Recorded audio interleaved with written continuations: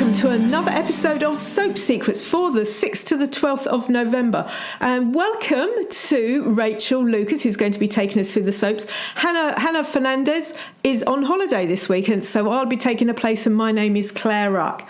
So, Rachel, it's Coronation Street first, because that is just the top soap at the moment, the top, and it's stonking soap. Super Soap Week, stonking. And Kelly's out of prison this week. Hi, Claire. Yes, it's good news this week because Kelly's out of prison. I mean, obviously, this is now kind of sort of the culmination, this big storyline we've had with Seb's murder and Kelly falsely getting put in prison. So we've been really desperate, obviously, for justice to be done and for her to get out. So she's let out on appeal. But don't do too much cheering yet, because things are not going to get loads better for her all of a sudden. They're going to go quite wrong. Yeah, so she had been living with Toya and Imran as their foster child, but they've got a new placement, little Elsie, haven't they? What does that mean for Kelly? Well, I know, obviously, they weren't expecting Kelly to get out of prison, so they took in Elsie. And the fostering service is saying to them, you can't have the two foster children at the same time. You have to have one or the other. So Kelly, bless her, she's really brave, and she says, Elsie can stay with you. I'll go into supported living accommodation, and, I'll be fine there. But when she gets there, I mean, it's already gets off to a bad start. She finds murderer scrawled on the wall by somebody. That's not nice, is it? That's really horrible. Yeah, I know. That's really miserable. So but she manages to get sort of through that. But then she decides that she wants to do right by Nina, obviously, because, Nina lost Seb. And she finds out that Nina lost the ring, that little plastic ring that Seb gave to her as a kind of engagement ring. So she thinks, how can I help Nina out? She decides she's going to go up to York. I don't know why she has to go to York. Seems a bit of a way to go, really. Sort of, you think she'd just be able to go to the Trafford Centre. She goes up to York to go and get her a replacement ring. But Nina, not interested at all, and she just ends up throwing it back in her face. It is tricky, isn't it, for Kelly? Because while she didn't murder Seb, she did participate a small bit in the attack, didn't she? She did. I think you are aware of that with her, because whilst you feel sorry for her, and a lot of the time, obviously, she's had a terrible family background, and so she's not been great growing up, but she's not completely innocent in what happened with Seb, because she was involved in it. But I mean, obviously, she didn't deserve to go to prison for his murder, because she did try to stop Corrie kicking him. So, but I think you understand why Nina's not very happy. Yes. And so it's Natasha's funeral this week. When Harvey shot Natasha and she died, that was really left field, because we thought we knew one person was going to die in the Super Soap Week, and that was Johnny, and then suddenly they killed two great characters, didn't they, Rachel? I know, it was totally left field. I really wasn't expecting that to happen at all, and in fact Natasha wasn't really in the storylines for that week, was she? Because she was in London, she was coming, trying to get back up to Manchester for the Halloween week, so we wasn't really even on our radar that she might end up dying. And the scenes sort of like where, with her and Sam in hospital, really just so heartbreaking, weren't they? Really were. I know. And Sam is he's such a great character, and his little face, and it's shocking. So it's her funeral this week, and little Sam, he's not talking. He's gone mute. Yeah, he's gone mute. He's not been able to speak since he lost his mum. Obviously, he was in complete shock about it, as we all were. And Nick's, his dad, is really struggling to try and find a way to bring him out of his shell. And in fact, after the funeral, they have a little memorial service for her.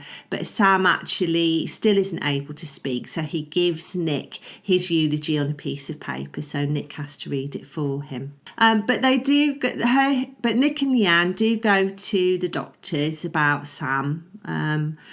just to talk about getting him some therapy. And Leanne really steps up for him, and she's really promising that she's going to be there for him, which I think she's always found it difficult before, hasn't she, to kind of be that mum role for him, because she lost her own little boy, and it's been hard for her. So I think this is a really big thing for her to do, actually. It is, because I think Sam pitched up in their lives around about the time Oliver was quite sick, so she was going through her own grief, and it was she couldn't deal with Nick's newfound son, could she?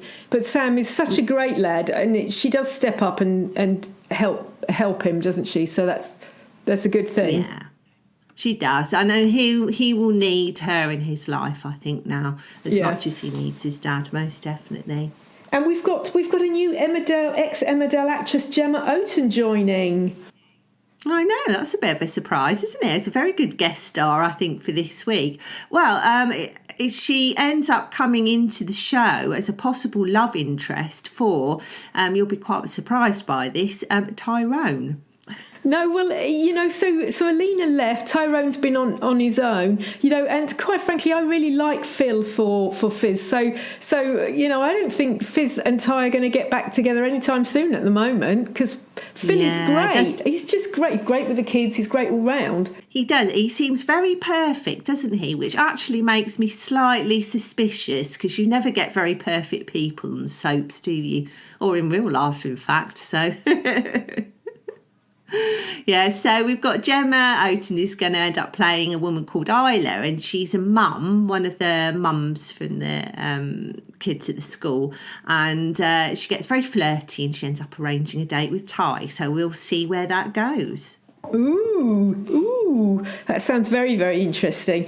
And Emmerdale this week, more Super Soap Week repercussions, because is Jay about to get in big trouble for the health and safety nightmare, because his survival challenge went badly wrong. The maze caught on fire.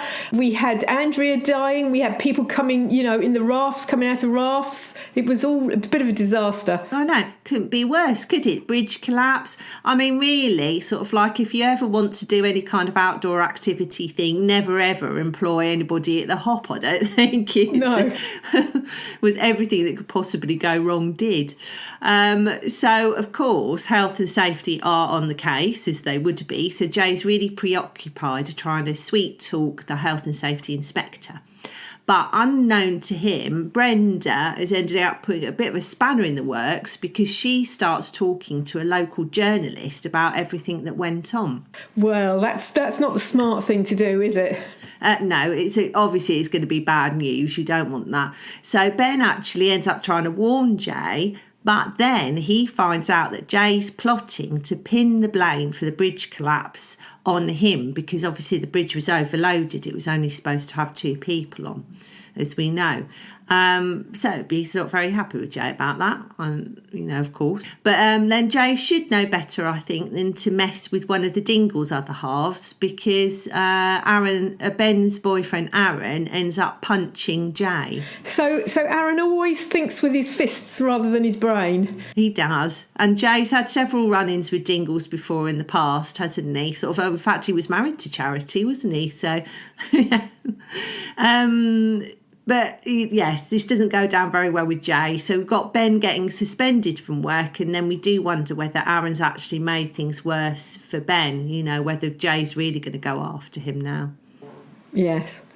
And there's a big shock for Tracy and Nate fans, isn't there? What's going on there, Rachel? I know, well, this is a bit sad. So they've only just started to recover after Tracy had that real breakdown with postnatal depression. She was really struggling. We think we've kind of got it together again, but it looks like Nate even might be tempted to do the dirty on her this week. Not great. That's, I'm really shocked at that, because I thought that Emmerdale did Tracy's postnatal depression really, really, really well. It was, it really did say what people go through when they have, when new mums are struggling with their babies. And then, to have suddenly she's back home and they're trying to be a unit, a family together. And then all of a sudden, Nate's gone into Hotton for a lad's night out. Well, I know. It's really not very good that he's doing this. As you say, they've really shown how difficult it is with postnatal depression, sort of in the show. I think that storyline's been very good. But so Tracy ends up organising, she realises things haven't been great between her and Nate. So she arranges a nice kind of sexy romantic night in for them. But it's bit last minute, and Nate's already gone out to Hotton, as you say, for this lad's night out with Billy. Tracy's trying to phone him. He's broken his phone, as you do. They don't have much luck with phones in Emmerdale. And then this woman starts really flirting with him, and they're chatting. So we're going to end up wondering how far Nate's going to go. If you've had a few beers, you might go for it. I'm absolutely shocked. You've broken my heart there, because I thought Nate and Tracy were a strong couple. So we've got, moving on to Hollyoaks, something very strange is going on for Darren this week. He gets kidnapped. Who's going to kidnap Darren? Oh, no. They love a kidnap in Hollyoaks, so don't they? There's at least one a week, I think. It's always somebody different. We actually start off the week with a flash forward, and we realise that he's woken up somewhere really strange, and we don't, know what's happened to him. But gradually, as the week unfolds, we get to find out what led him to get there. So he gets into an argument with Nancy. They have a big row, so he feels really bad about it afterwards, and he decides he's going to buy her a gift to make things up to her. So Luke says to him, I know this great jeweller in town, here's the name, you can go and get her, I don't know, nice necklace or something, presumably. But then the next thing we know, we see Darren being threatened by this mysterious captor. And the captor says to him that he's seen too much and his partner could be in danger. So what's Darren seen then? I don't know. It's all very mysterious. I'm not sure at all what it is that he's seen. And do they mean that Nancy's in danger? I don't know. It's it's very interesting, that one. I do love a Hollyoaks strange storyline. It's kind of like, It's great. So we've got Warren and Joel are in cahoots to bring down Fergus, nasty Fergus. And he's brought forward his plans to escape to Mexico. Has he ever heard of COVID? I thought Mexico had quite a bit of COVID at the moment. Yeah, I don't think COVID really exists in soaps at the moment, does it? No. Every now and again you see him wearing a mask, but not very often. So, yeah, I know he really is horrible, Fergus, isn't he? He's a very good baddie. Yeah, we really totally dislike him. He's been doing such awful things. But of course, Warren, who was originally teaming up with Fergus to do stuff, he finally saw the light, didn't he, when Joel's kind of convinced him that Fergus was just using him. So Warren and Joel have actually teamed up to try and bring down Fergus. But also we've got this added problem now that Felix, who's supposed to be dead, is really desperate to see Martine, and he sneaks into the village.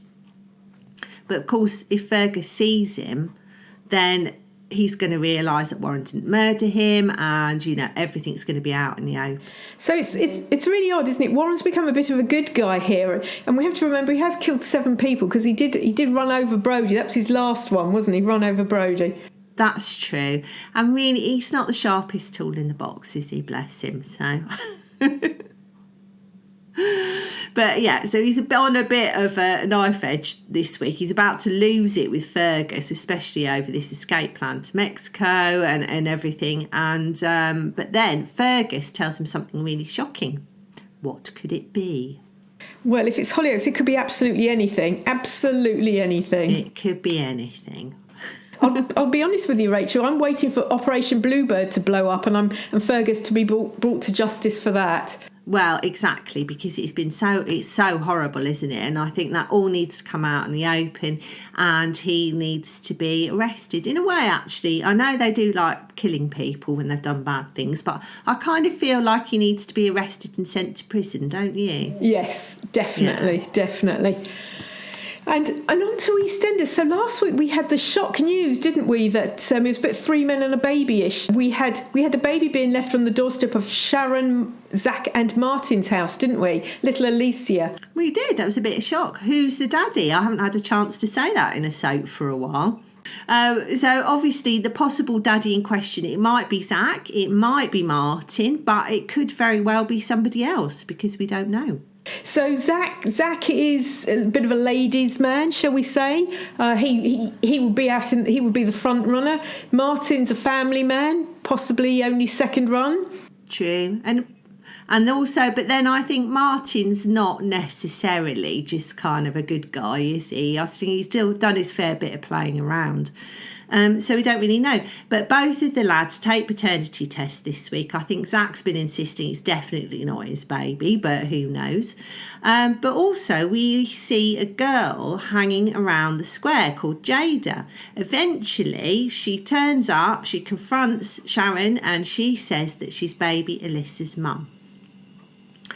So we will find out who the father of little Alyssa is. I promise you're going to be really shocked. And I bet you can't tell us. We're going to have to wait and watch it, aren't we, Rachel? I can't tell you. It's a good one, though. Tune in and find out. And there's a bit of Ballum action going on this week as well, because they've been in the background lately, but it's not nice news, is it? No, so it's not very good. Yeah, I feel like we haven't seen an awful lot of them at the moment. And I know I've noticed a lot of the fans have been calling for a bit more Callum and Ben on screen, but it might be that they end up with a storyline which is not particularly good for their relationship. So Callum is already feeling very insecure about Ben's romantic past, and then he confronts him about it, and Ben confesses to exactly how many hookups he's had, which is a lot. He's a Mitchell after all. He's a Mitchell after all, yeah. But then things take a bit of a strange turn because it ends up being Ben who's really worried that Callum might cheat on him because he discovers a phone number of a guy in Callum's pocket. That's the interesting one because there's this 80s party, isn't there? And Callum's dressed up as Boy George. Yes, that's right. He makes a great Boy George, and they have Kathy as Madonna.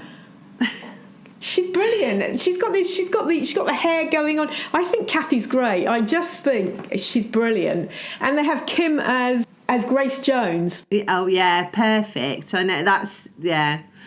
And that all really fits, doesn't it, with them? And you're right about Kathy, I think, because also she's just always looks young and she always looks amazing, doesn't she? She does look amazing. I think they need to give her a really good silver fox. I keep going on about this. And she needs to have not someone from the square, but a man with money who's going to take her out up west somewhere. Although she's had that before, though, Claire, and Gavin really wasn't very nice, was he? So, no. Yeah. And things getting more flirty between Stacey and Kirat. No. Yeah. Well, they did sleep together in the past, didn't they? And when Stacey first came back to the square after her prison stay, there was a little bit of flirting going on between them. So, yeah, I do wonder. Steerat, Casey's got a bit of a ring to it. But his mum, Suki, is their landlady, and she's not fixing the boiler. So there's a bit of bad blood because they've got no hot water in the Slater's household, have they? Yeah, well, yeah, that's true. It's not things are not going down very well with Suki, are they? I'm not sure whether they're going to be able to sort this out. To be honest, the Slaters always seem to be at risk of being chucked out of that house, don't they? And in fact, I'm sure it's happened several times. Didn't they end up camping outside at one point? But yes, probably. Okay, so for me, I always thought Kirat was going to get together with Chantel and help her, and then Gray murdered her, and I can't. I thought those two were a perfect fit. So I'm sort of a bit hesitant between him and Stacey, but. I know, you're right, because actually it was really romantic, I think, wasn't it, that relationship between him and Chantal, and I think that really worked. And he's been with Sharon sort of since, isn't he? And that didn't really work either. You're right. Maybe they need somebody new in the square. I can't see him really fitting with anybody else. So no, I think there is a woman out there for him. I just don't think they're in the square currently. No, that's true. All right, well, hopefully the producers have thought about that. We might get somebody new in the new year. Yes. Well, thank you very much, Rachel. It's been an absolutely fantastic 20 minutes. And do join us again next week for more exciting news from all the soaps. Don't forget, you can download us from iTunes, Spotify, Acast, and do check our Facebook page because I always put a link up there. Thank you very much.